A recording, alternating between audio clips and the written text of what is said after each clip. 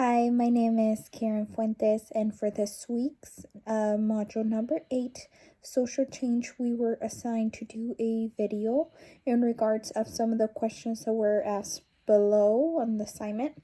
So here it goes. Society has changed over the past decade from style to language, and even our environmental resources give an example of how social change has changed or affected physical environment, population, innovation, diffusion, and mass media. I think that many of these social changes can be positive but also negative. An example of social change is technology. Technology has evolved so much in the last 10 years, and some do say that make our life so much easier. Many technologies have been designed to have a positive impact on the environment and to monitor environmental change over the time.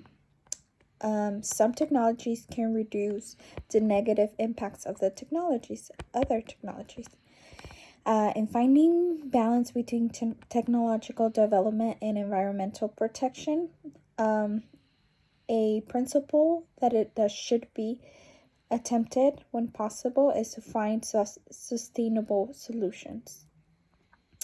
As defined by Brundtland Commissions in 1987, sustainable solutions are those that meet the needs of the present without compromising the ability of future generations to meet their own needs. Academic research knows a great deal on the interaction between internet and society.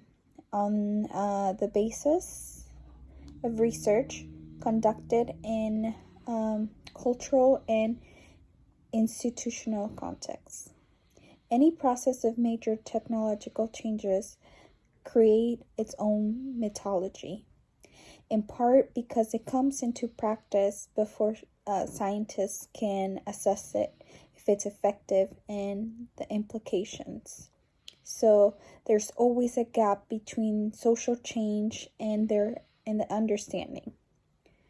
For instance, media often reports that the intense use of internet increases the risk of isolation, depression, and withdrawal from society. But in fact, available evidence shows that there is either no relationship or positive cumulative relationship between the internet use and the intents of sociability. The more social people are, the more they use the internet. And the more that they use the internet, the more that they increase their sociability online and offline. The information revolution is still an important perspective of social change. In your opinion, how has it changed society, and how do you feel it will change society in the future?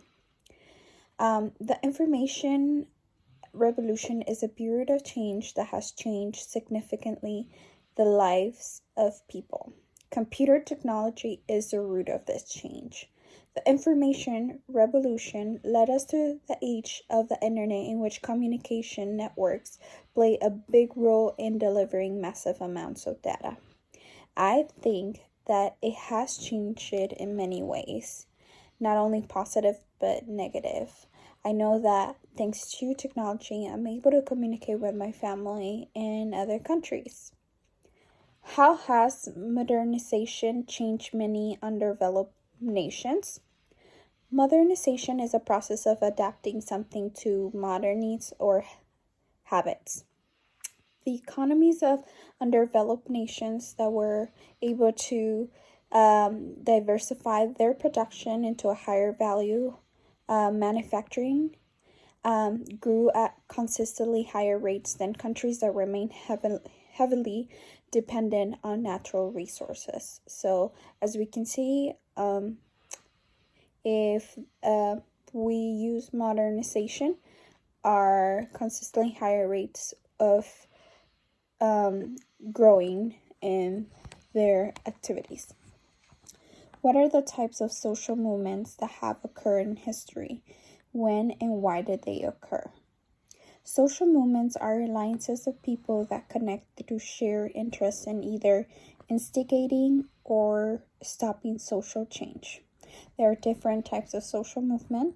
So there is revolutionary social movement, which is a movement in a specific type of social movement dedicated to taking revolutionary reforms and gain some control of the state. Reformative social movement is a social movement that advocates for minor changes instead of radical changes. Redemptive social movement is a movement that is radical in scope but focus on other individuals. Alternative movements are do-it-yourself efforts that seek to change some aspects of an individual behaviors. Some of the examples of different types of social movements are women's right to vote, like Susan Anthony joined the American women's suffrage movement in 1952, in which she traveled the U.S. canvassing for the vote. Her efforts resulted in getting the right to vote on August 18th of 1920. Civil rights movements, Martin Luther King, who led a nonviolent movement for change in the 1950s and early 1960s. Another example is the LGBT rights, in which still working and it's still a process, but it's a movement. And that's it. Thank you.